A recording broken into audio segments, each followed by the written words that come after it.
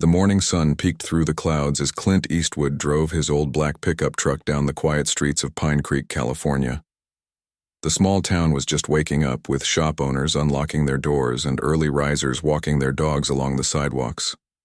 At 83 years old, Clint still enjoyed the simple pleasure of an early breakfast at a local diner where he could sit in peace before the day got busy.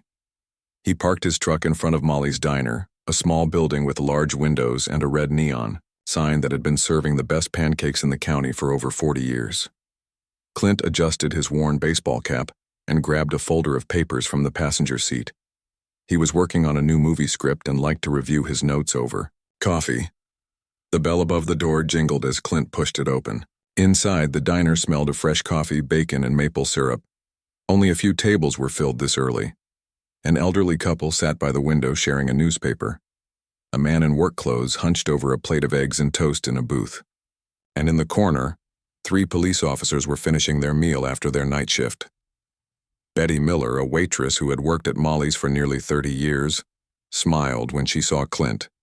She was one of the few people in town who treated him like a regular person, not a Hollywood legend. "Morning, Mr. E," she said quietly. "Your usual spot is open." Clint nodded with a small smile. "Thanks, Betty. Coffee would be great." He walked to his favorite booth in the back corner. It gave him a view of the whole diner but kept his back to the wall, an old habit from his movie days playing cowboys and cops. He sat down, took off his cap, and opened his folder. The pages inside were filled with notes and changes for his next project, a drama about a retired horse trainer. Clint liked to work on his scripts in public places. The quiet buzz of normal people living normal lives helped him write more realistic stories. Betty brought over a steaming mug of black coffee. "Here you go. You want your usual breakfast today?" "That would be fine," Clint said. His usual was simple: 2 eggs over easy, wheat toast, no butter. As Betty walked away, Officer Frank Rogers, a young cop who had only been on the force for 6 months, glanced over at Clint's table. His eyes widened as he recognized the famous profile. "Guys," he whispered to his fellow officers, Greg Simmons and Paul Dunn. "Don't look now, but that's Clint Eastwood sitting over there." Officer Simmons, who had been on the force for 12 years and thought himself too important to be impressed by celebrities, looked over his shoulder. "Well, would you look at that?" he said, his voice louder than necessary. "Dirty Harry himself, hiding in the corner." Officer Dunn, a heavy-set man with 10 years on the force, chuckled. "Probably making sure none of us feel lucky today, punk." His attempt at Clint's famous line was poor, but all 3 officers laughed anyway. Clint heard them but kept his eyes on his papers. He was used to being recognized and had learned long ago that the best response was usually no response at all. He sipped his coffee and made a note in the margin of page 42. Betty returned with a plate of eggs and toast, setting it down carefully in front of Clint. "Need anything else?" she asked. "This is fine, thank you," he replied. As Betty walked away, the officer's comments grew louder. "I heard he's not allowed to carry real guns anymore," said Dunn. "Too old to remember which end is which." Rogers, the youngest officer, laughed too hard at this poor joke, eager to fit in with his more experienced colleagues. Simmons nodded toward Clint's truck outside. "Look at that old beater he drives. You'd think with all those movie millions he could afford something better." Several other customers in the diner began to look uncomfortable. The elderly couple by the window exchanged glances and hurried to finish their meal. The man in work clothes kept his head down, but his frown showed he didn't approve of the officer's behavior. Joe Carson, the owner of the diner, stepped out from the kitchen. He was a tall man in his 60s with strong arms. From decades of cooking and a no-nonsense attitude that had kept his business running smoothly, through good times and bad, he'd heard the officer's comments and didn't like what was happening in his diner. Clint continued eating his breakfast calmly, turning pages in his script and making occasional notes with a pencil. To anyone watching, he seemed completely focused on his work, unbothered by the growing noise from the officer's table. The reality was different. Clint had heard every word. At his age, he had developed a thick skin about most things, but rudeness still bothered him. Not because it hurt his Feelings. He was long past caring what strangers thought of him, but because it showed a lack of character. And in his experience, people who wore badges had a special responsibility to show good character. Outside, the streets of Pine Creek were getting busier. Cars filled the parking spaces along Main Street as people headed to work. Inside Molly's diner, more customers began to arrive for their morning coffee and breakfast. A young mother with 2 small children took a booth near the front. A group of construction workers claimed a table in the middle of the diner. Each time the door opened, the bell jingled, adding to the growing morning sounds of clinking plates and quiet conversations. Officer Rogers, still trying to impress his colleagues, picked up a sugar packet and tossed it toward Clint's table. It landed short, skidding across the floor. Simmons and Dunn snickered. "Hey, old-timer," called Rogers, his voice carrying across the diner. "Bet you can't draw that sugar packet as fast as you used to draw your gun." The diner fell quiet. Betty froze with a coffee pot in her hand. Joe Carson stepped fully out of the kitchen, wiping his hands on a towel, his face darkening with anger. Clint slowly set down his pencil. He looked up from his papers and turned his gaze toward the officer's table. His eyes, still sharp and piercing after all these years, fixed on Officer Rogers. He didn't speak. He didn't need to. Something in that steady gaze made Rogers squirm, in his seat. For a moment that seemed much longer. No one in the diner moved or spoke. The only sound was the soft hiss of the grill in the kitchen and the tick of the old clock on the wall. Then Clint did something unexpected. He smiled, just slightly, and returned to his script as if nothing had happened. That small smile unsettled the officers more than any angry response would have. It was the smile of a man who had nothing to prove, who knew exactly who he was and what he was worth. Officer Simmons cleared his throat and reached for the check. "We should get going," he muttered to the others. "Paperwork to finish." As the officers stood to leave, Joe Carson moved to block their path to the door. His face was stern, his voice low but firm. "Before you go," he said, "there's something you should know about Mr. Eastwood over there." The 3 officers paused, suddenly aware that everyone in the diner was watching them. Something in Joe's tone told them they had made a serious mistake. What Joe was about to tell them would change how they viewed not just Clint Eastwood, but themselves and their role as police officers in this small town. A lesson was coming, one they wouldn't soon forget. Joe Carson stood firmly in front of the 3 officers, his weathered face serious. The entire diner was quiet now, with all eyes moving between Joe, the officers, and Clint Eastwood, who continued to sip his coffee as if nothing unusual was happening. "That man," Joe said, pointing toward Clint's table, "is more than just an actor. 2 years ago, when the big flood hit Pine Creek and half our town was underwater, including our police station, who do you think paid to have it rebuilt?" Officer Simmons shifted his weight from one foot to the other. "The county insurance covered that," he said, but his voice lacked conviction. Joe shook his head. "Insurance covered about half. The rest came from an anonymous donor who didn't want any recognition." He let those words sink in before continuing. "And Officer Dunn, that scholarship your daughter got to attend State University, the one that pays for everything, tuition, books, housing, did you ever wonder where that money came from?" Officer Dunn's face went pale. His daughter Kelly had indeed received a full scholarship from the Pine Creek Community Foundation. It had been a blessing for his family, as they couldn't have afforded to send her to college otherwise. "Mr. Eastwood set up that foundation 10 years ago, Joe explained. "He funds it personally every year. 5 students from our town get to go to college because of him, with no debt when they graduate." Betty moved beside Joe, adding her own piece to the story. "And that's not all. When little Bobby Jenkins needed that special surgery last year and the family couldn't afford it, Mr. E paid for the whole thing. Flew the family to Boston on a private plane so Bobby could see that specialist." Bobby Jenkins was Officer Rogers' nephew.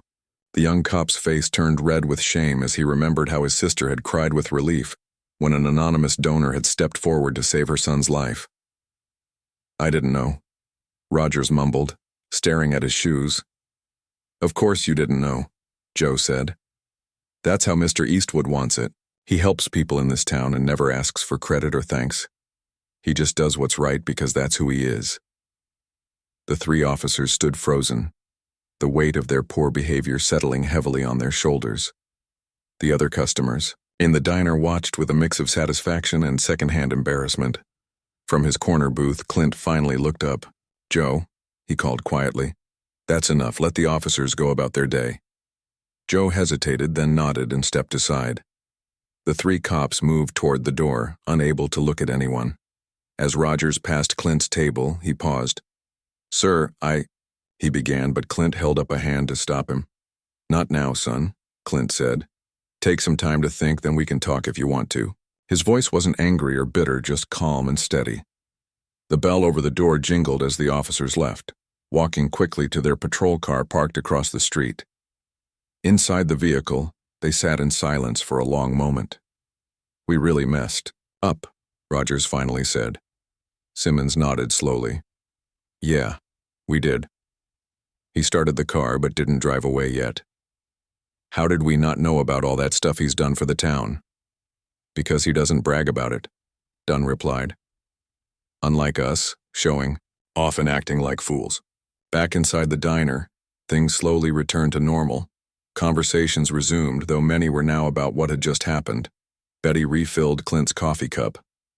"Sorry about that, Mr. E," she said. "Those boys should have known better." Clint shrugged. "They're young." "Well, Simmons and Dunn aren't that young, but they're still learning. We all are." Joe came over and sat across from Clint in the booth. "I hope you don't mind that I told them. Sometimes people need to hear the truth." "It's fine," Clint said. "Though I would have preferred to keep some of those things private." Joe nodded. "I know, but I couldn't just watch them disrespect you like that. Not after everything you've done." Clint returned to his script, making a note in the margin. "There's a line in this new movie I'm working on. The main character says, 'A man's reputation is what others think of him. His character is what he really is.' I've always believed that." Outside, Chief Alan Murphy was just parking his personal car in front of the diner. He came here every morning for breakfast before heading to the station. As he got out of his car, he saw his three officers sitting in their patrol car across the street, looking unusually somber. Chief Murphy walked over to them. "Something wrong, gentlemen?" The three officers exchanged glances. Then Officer Simmons spoke up. "Chief, we need to tell you something. We just made complete fools of ourselves in there." Murphy listened as they explained what had happened. His expression grew more disappointed with each detail. When they finished, he sighed deeply. "I expected better from all of you," he said. "Especially you two," he added, looking at Simmons and Dunn. "You're supposed to be setting an example for Rogers here." "We know, Chief," Dunn said. "We're sorry." "I'm not the one you need to apologize to," Murphy replied. He looked toward the diner. "Mr. Eastwood has been good to this town for years. He deserves our respect, not our mockery." Inside, Clint was finishing his breakfast, unaware of the conversation happening across the street. Joe had returned to the kitchen and Betty was serving the young mother and her children. The door opened again and Chief Murphy walked in. He nodded to Betty and headed straight for Clint's table. "Morning, Clint," he said, using the actor's first name. They had known each other for nearly 15 years, ever since Clint had bought his small ranch just outside of town. "Alan," Clint replied with a nod. "Coffee?" "In a minute." Murphy sat down across from him. "I just had a talk with my officers. They told me what happened." Clint waved a hand dismissively. "It was nothing. Young men showing off." "It wasn't nothing," Murphy insisted. "And they're not all that young. They should know better." He paused. "I want you to know they'll be disciplined appropriately." Clint set down his coffee cup. "That's not necessary, Alan. People make mistakes." "It's necessary," Murphy said firmly. "Not just for your sake, but for theirs. And for the badge they wear. We represent this community. We can't act like that." As they were talking, Officer Rogers appeared in the doorway of the diner alone. He hesitated, then walked slowly toward Clint's table. His face was still flushed with embarrassment. but there was determination in his steps. "Excuse me, Mr. Eastwood, Chief," he said when he reached their table. "I know you said to take some time, sir, but I couldn't leave things like this. I need to apologize properly." Chief Murphy started to stand, but Clint gestured for him to stay. "Go ahead, officer," Clint said. Rogers took a deep breath. "Sir, my behavior was completely unprofessional and disrespectful. There's no excuse for it. But what makes it worse is—" He swallowed hard. "My nephew Bobby. The surgery you paid for. That saved his life, and here I was making fun of you." His voice cracked slightly. "I'm sorry, sir, so sorry." The diner had gone quiet again, everyone watching this scene unfold. Clint studied the young officer's face for a moment. "Apology accepted," he said simply. "How is your nephew doing now?" Rogers looked surprised by the question. He's doing great, sir. Back in school, playing baseball again." Clint nodded. "Good. That's good to hear." Outside, Officers Simmons and Dunn watched through the window as their colleagues spoke with Eastwood and the chief.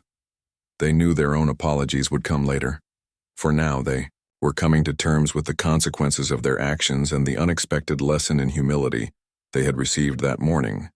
The next morning, Officers Simmons, Dunn, and Rogers sat quietly in Chief Murphy's office at the Pine Creek Police Station. The building was only 2 years old, rebuilt after the flood, and now they all knew who had paid for most of it. The knowledge made the comfortable chairs they sat in feel somehow different. Chief Murphy entered the room and closed the door behind him. He walked to his desk but remained standing, looking at each officer in turn. "I've been thinking about what happened yesterday," he said, "about what kind of response is appropriate." The 3 officers shifted uncomfortably in their seats. They had spent a sleepless night thinking about their behavior at the diner. "Before I tell you what I've decided," the chief continued, "I want to show you something." He picked up a remote control from his desk and turned on the small TV mounted on the wall. He pressed play on the DVD player connected to it. On the screen appeared footage from a security camera. It showed the inside of Molly's diner from 6 months earlier. The date stamp in the corner confirmed this. The officers watched as Clint Eastwood entered the diner just as he had yesterday and took his usual seat in the corner booth. "Why are you showing us this?" Officer Simmons asked. "Just watch," Chief Murphy said. On the screen, the diner door opened again, and a man in a dirty jacket walked in. He looked nervous, his eyes darting around. When Betty approached him, he pulled out a knife and demanded money from the cash register. The officers watched in silence as the robbery unfolded. Betty backed away from the man, her hands raised. Joe Carson came out from the kitchen and tried to calm the situation, but the robber grew more agitated, waving the knife wildly. Then, almost too fast to follow, Clint Eastwood moved. Despite being in his 80s, he crossed the diner with surprising speed. The robber didn't see him coming until it was too late. With one smooth motion, Clint grabbed the man's wrist, twisted it, and forced him to drop the knife. He then pushed the would-be robber against the counter and held him there until help arrived. The first police officer to arrive on the scene was Officer Dunn. Chief Murphy paused the video. "Do you remember this, Dunn?"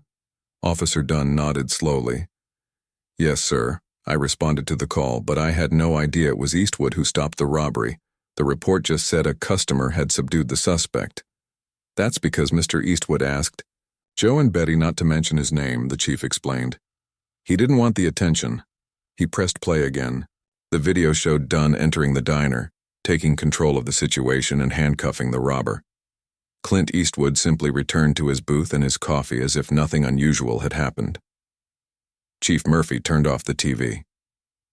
"That's not all," he said. "Last year, when we needed 3 new patrol cars but the town budget couldn't cover it, guess where the money came from?" The officers looked at each other, realization dawning on their faces. "And the new bulletproof vests we all got last month? Same source." Murphy sat down at his desk. For years, Clint Eastwood has been quietly supporting this department and this town. He's never asked for recognition or special treatment. In fact, he's gone out of his way to avoid it. Chief Murphy opened a folder on his desk. "Now, about your punishment. I've considered suspension without pay for all 3 of you." The officers tensed. A suspension would hurt not just their pride, but their finances as well. However, Murphy continued, I've spoken with Mr. Eastwood. He suggested something different. Outside the police station, a group of elementary school children waited by a school bus. They were from Pine Creek Elementary, and they were excited about their special field trip. Their teacher, Ms. Carol Davis, counted heads to make sure all 25 students were present. All right, children, she said. Remember what we talked about. Best behavior today. This is a very special opportunity. Back in the chief's office, Murphy was explaining the alternative to suspension. For the next month, each of you will spend your off-duty hours doing community service. Officer Rogers, you'll be helping at the children's hospital where your nephew was treated. Officer Dunn, you'll be mentoring students at the high school, the same program that helped your daughter get her scholarship. And Officer Simmons, you'll be helping rebuild houses for families still recovering from the flood. The three officers nodded, relieved to avoid suspension but still feeling the weight of their actions. Additionally, the chief said, today you'll all be taking that group of third graders on a tour of the police station and teaching them about safety. Mr. Eastwood thought it might be good for you to remember why you became police officers in the first place. There was a knock at the office door and Ms. Davis poked her head in. Sorry to interrupt, Chief, but the children are getting excited. Are your officers ready for the tour? Chief Murphy looked at his three officers. Well, gentlemen, are you ready? They stood up, straightening their uniforms. Yes, sir, they said in unison. As they walked out to meet the children, Officer Rogers whispered to his colleagues, Did either of you know about all these things Eastwood has done for the town? Both Simmons and Dunn shook their heads. Makes you wonder what else we don't know, Dunn said quietly. The children cheered when they saw the officers. For them, police officers were still heroes, role models to look up to. The sight of those innocent, admiring faces hit the three men hard. They had failed to live up to that ideal yesterday, but today was a chance to do better. As they began the tour, Officer Simmons noticed a black pickup truck parked across the street. Clint Eastwood sat inside, watching. Their eyes met briefly, and Eastwood gave a small nod before driving away. Later that afternoon, Clint sat in his living room at his ranch outside of town. His assistant, Mary Lewis, was updating him on calls and messages. The director of that new project called again, she said. He's eager to get your answer about the role. Clint nodded. Tell him I'm still thinking about it. And the Children's Hospital in Sacramento sent a thank you letter for your donation. She handed him an envelope with a colorful drawing on it, clearly made by a child. As Clint looked at the drawing, the phone rang. Mary answered it, then covered the receiver with her hand. It's Joe from the diner. He says Officer Simmons is there and would like to speak with you if you're available. Clint raised an eyebrow. Put him on. Mary handed him the phone. Mr. Eastwood, came Officer Simmons's voice, sounding nervous. I hope I'm not bothering you, sir. Not at all, Clint replied. What can I do for you, Officer Simmons? I wanted to apologize properly for my behavior yesterday, Simmons said. It was unprofessional and disrespectful. There's no excuse for it. Apology accepted, Clint said simply. There was a pause on the other end of the line. Sir, there's something else. The community service Chief Murphy assigned us, helping rebuild houses damaged in the flood. I went there this afternoon and they told me you're there every Tuesday working alongside the regular volunteers. Is that true? I try to help when I can, Clint said. He didn't mention that he'd been doing this every week for nearly 2 years, or that he'd personally funded most of the rebuilding materials. The thing is, sir, Simmons continued, I'd like to keep volunteering there even after my community service is done. What those families have been through, I want to help make it right. For the first time since their encounter began, Clint smiled. That's good to hear, officer. I'm sure they'd appreciate the help. After they hung up, Mary looked at Clint curiously. What was that about? Clint set the phone down. Just someone learning that there's more to being a man than talking. Tough, he said. Something I had to learn myself a long time ago. 2 weeks had passed since the incident at Molly's diner. It was a Tuesday afternoon, and Officer Frank Rogers stood in the hallway of Pine Creek Children's Hospital. His shift had ended an hour ago, but he wasn't here as a police officer. He was here as part of his community service, wearing jeans and a simple blue t-shirt. A nurse named Susan walked up to him with a clipboard. "They're ready for you in the playroom, Frank," she said with a smile. "The kids have been asking when you'd arrive." Frank nodded and followed her down the hallway. His first few visits had been awkward. He hadn't known what to say to sick children, but over the past 2 weeks he had found his way. He read them stories, played board games, and sometimes just sat and talked with them. The playroom was bright and colorful, with paintings of animals on the walls and toys scattered across tables. 5 children were waiting for him. Among them was his nephew Bobby, who was here for a checkup. "Officer Frank," a little girl named Lisa called out. She was 7 years old and fighting leukemia. Despite her illness, she always had a smile for him. "Hi, everyone," Frank said, setting down a bag he had brought. "I brought some new books today, and maybe we can build that big puzzle we started last time." As he sat down with the children, Frank noticed a man standing in the doorway watching them. It took him a moment to recognize Clint Eastwood without his usual cap. The actor nodded at him before moving on. Later, when the children were busy with the puzzle, Frank stepped into the hallway and found Susan. "Does Mr. Eastwood come here often?" he asked.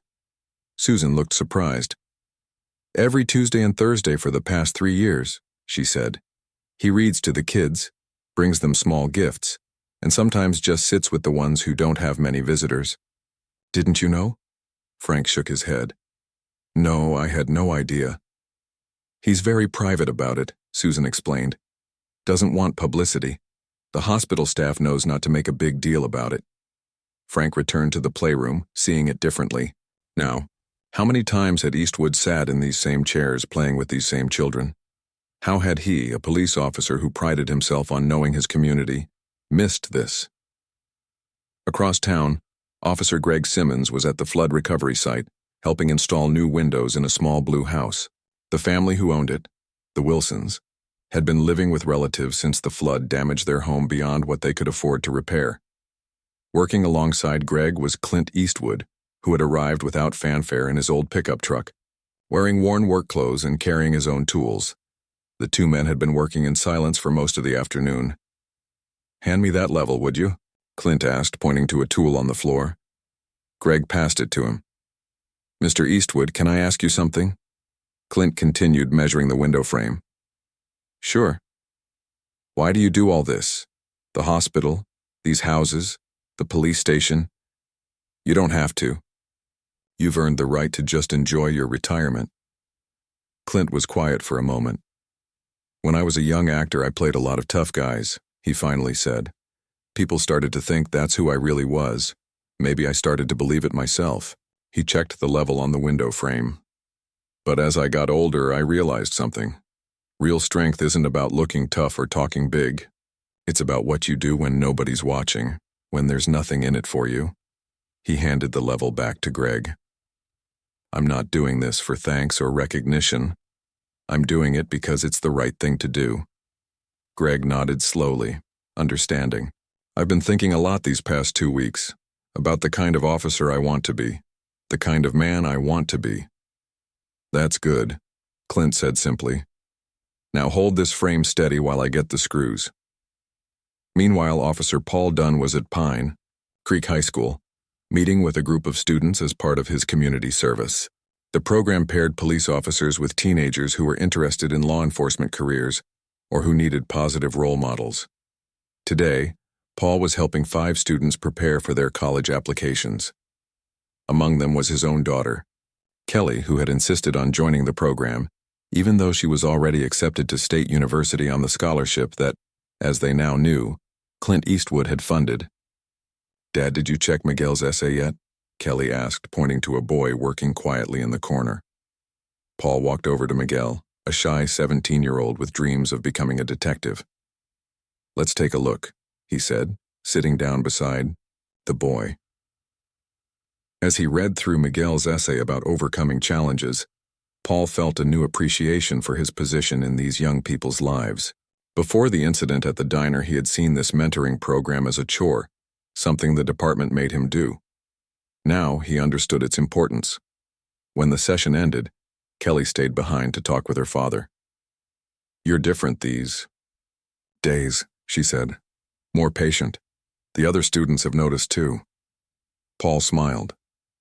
"Let's just say I got a wake-up call recently." "Because of what happened with Mr. Eastwood?" Kelly asked. News traveled fast in a small town. Paul nodded. "Partly that, but also because of something he said to me yesterday when I ran into him at the grocery store."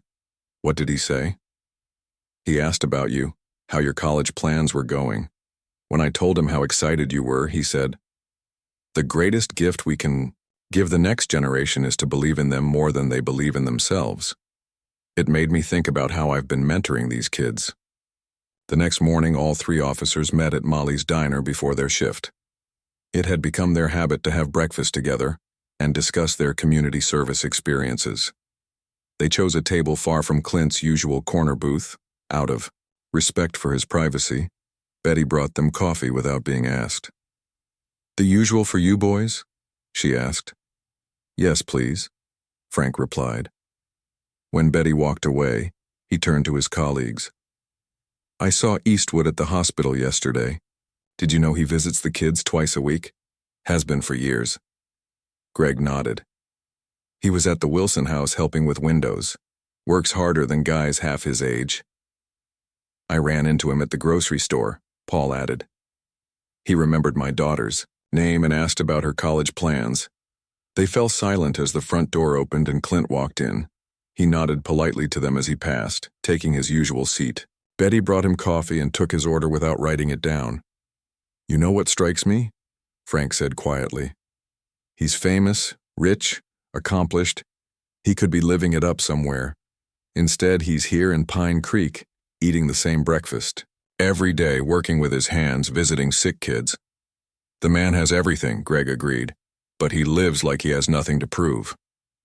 Paul watched as Clint pulled out some papers, script pages probably, and began making notes. "That's what real confidence looks like," he said. "Not showing off or putting others down, just quietly doing what matters." Frank nodded toward Clint's table. "Should we go say something? I still feel terrible about what happened." "Let's give him his space," Greg said. "I think the best way we can make it up to him is by learning from his example." Outside the diner, Chief Murphy parked his car and checked his watch. He was meeting the mayor for breakfast to discuss the upcoming town festival. As he walked toward the door, he saw his three officers through the window, deep in conversation. Beyond them sat Clint Eastwood, quietly working on his script. The chief smiled to himself. Those three officers had been transformed by their encounter with Eastwood. Sometimes, Murphy thought, the best lessons come from the most uncomfortable moments, and sometimes the greatest heroes are the ones who never call themselves heroes at all. 1 month had passed since the incident at Molly's diner. It was a bright Saturday morning in Pine Creek, and the town square was filled with people setting up for the annual spring festival. Colorful tents and booths lined the edges of the square, and a stage had been built at one end for live music and announcements. Officers Frank Rogers, Greg Simmons, and Paul Dunn were on duty, wearing their uniforms as they helped direct traffic and keep everything running smoothly. Their official community service had ended, but all three had continued their volunteer work. Frank still visited the children's hospital twice a week. Greg spent his weekends helping rebuild flood-damaged homes, and Paul had expanded his mentoring program at the high school. Chief Murphy approached them as they stood near the information booth. "Everything under control here?" he asked. "Yes, sir," Greg replied. "We've got extra parking set up behind the library, and the fire lane is clear." "Good," Murphy said. "The mayor wants this to be the best spring festival yet, especially with the special announcement coming up." Frank looked curious. "What special announcement?" The chief smiled. "You'll find out soon enough. Just make sure everything stays orderly." As Murphy walked away, the officers exchanged puzzled glances. "Any idea what he's talking about?" Paul asked. Frank shook his head. No, but I noticed the mayor and Joe from the diner have been acting mysterious all week. By noon, the festival was in full swing. Children ran between booths with cotton candy and painted faces. Local bands played country music on the stage. The smell of barbecue and fresh popcorn filled the air. Betty from the diner was running a pie-selling booth to raise money for the children's hospital. She waved to the officers as they passed by on their patrol. "Have you boys seen Mr. E today?" she asked. "Not yet," Greg replied. "Is he coming?" Betty nodded. Joe convinced him to attend, said it was important, though I don't think he mentioned why. The officers continued their patrol, greeting townspeople and helping lost children find their parents. The incident at the diner had changed how they approached their jobs. They were more patient now, more respectful to everyone they met. The people of Pine Creek had noticed the change. At 2 o'clock, Mayor Bill Stevens stepped onto the stage and tapped the microphone. The music stopped and the crowd gathered around to listen. "Welcome, everyone, to our 47th annual Spring Festival," he announced to cheers and applause. "Before we continue with our celebration, I have a special announcement to make." The three officers stood at the edge of the crowd, curious. "As many of you know," the mayor continued, "our town has faced some challenges in recent years. The flood 2 years ago damaged many homes and buildings. But Pine Creek has always been a community that comes together in hard times." People nodded in agreement. The flood had been devastating, but the recovery had brought out the best in the town. Today, I'm proud to announce that the final family affected by the flood will be moving back into their fully repaired home next week. The crowd cheered loudly at this news. And I'd like to recognize someone who made much of our recovery possible. Someone who has supported this town in countless ways, without ever seeking recognition. The officers looked at each other, suddenly understanding where this was going. "This person funded the rebuilding of our police station," the mayor continued. "He established scholarships that have sent dozens of our young people to college.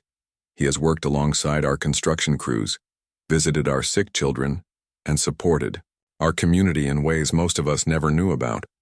The crowd grew quiet, many people turning to look at the back of the square, where Clint Eastwood stood with Joe Carson beside him. Clint looked uncomfortable with the attention, but Joe kept a hand on his shoulder, preventing him from slipping away. "Mr. Clint Eastwood," the mayor said, "would you please join me on stage?" A path cleared through the crowd as people stepped aside, many of them applauding. Clint reluctantly made his way to the stage, shaking hands with several people as he passed. "This wasn't necessary, Bill," he said quietly to the mayor as he reached the stage. "Yes, it was," Mayor Stevens replied. "It's long overdue." Standing at the microphone, the mayor addressed the crowd again. "In recognition of his extraordinary generosity and service to our community, the town council has unanimously voted to rename our community center the Clint Eastwood Community Center." He unveiled a large plaque that would be mounted on the building. The crowd erupted in applause and cheers. Clint stood with his hands in his pockets, looking slightly embarrassed by all the attention. "Would you like to say a few words?" the mayor asked him. Clint hesitated, then stepped to the microphone. The crowd grew quiet. "Thank you," he said simply. "But this isn't about me. It's about Pine Creek. This town has given me something I couldn't find in Hollywood, a real community, people who see me as a neighbor, not a movie star." He paused. "Well, most people anyway." There was a ripple of laughter as his eyes found the three officers in the crowd. They smiled back, able to laugh at themselves now. "I don't help out for recognition," Clint continued. "I do it because that's what neighbors do. They look out for each other." He gestured to the crowd. "Every one of you would do the same if you could, so this plaque belongs to all of us." With that, he stepped back, clearly done with his speech. The crowd applauded again as the mayor thanked him. As people returned to the festival activities, the three officers approached the stage. Clint was talking with Joe and the mayor, but looked up as they neared. "Mr. Eastwood," Frank said, "we wanted to thank you again. Not just for what you've done for the town, but for the lesson you taught us." Clint raised an eyebrow. "What lesson was that?" Greg answered, "That real strength isn't about showing off or putting others down. It's about quietly doing what's right even when no one's watching. And that true respect can't be demanded, Paul added. It has to be earned. Clint looked at the three officers for a moment, then nodded. Sounds like you learned something. Worthwhile? We did, Frank said. And we've been trying to pass it on. We started a program at the station. All officers now volunteer at least 4 hours a week in the community. Chief Murphy calls it the Eastwood Initiative, Greg explained. Though we had to talk him out of making t-shirts with your face on. Them. Clint laughed at that, a genuine laugh that reached his eyes. Good. The world has enough of my face already. Later that evening, as the festival wound down and the sun began to set, Clint sat on a bench at the edge of the town square. Most people had gone home and workers were cleaning up trash and taking down booths. Betty from the diner brought him a cup of coffee and sat beside him. You okay with all this? She asked, gesturing to the new plaque that would soon hang on the community center. Clint took a sip of coffee. Not really my style, but it made the mayor happy. It made everyone happy, Betty corrected him. This town loves you, you know. Not because of your movies, but because of who you are. Across the square, the three officers were helping take down the stage. They worked together efficiently, joking and laughing with the volunteers. They were different men now than they had been a month ago. Look at them, Betty said, following Clint's gaze. You changed those boys. Clint shook his head. They changed themselves. Sometimes people just need a mirror held up to show them who they really are, or who they could be. As the last light of day faded from the sky, Clint finished his coffee and stood up. Time to head home. See you tomorrow for breakfast? Betty asked. Same as always, Clint replied with a small smile. Corner booth, 2 eggs over easy, wheat toast, no butter. He walked to his old pickup truck, nodding to the officers as he passed. They stopped what they were doing to nod back respectfully. No words were needed. The lesson had been learned, the regret had been transformed into something positive, and life in Pine Creek was better for it. As Clint drove away from the town square, he glanced in his rearview mirror at the community that had become his true home. Hollywood had given him fame and fortune, but Pine Creek had given him something far more valuable, a place where he could make a real difference, one quiet act of kindness at a time.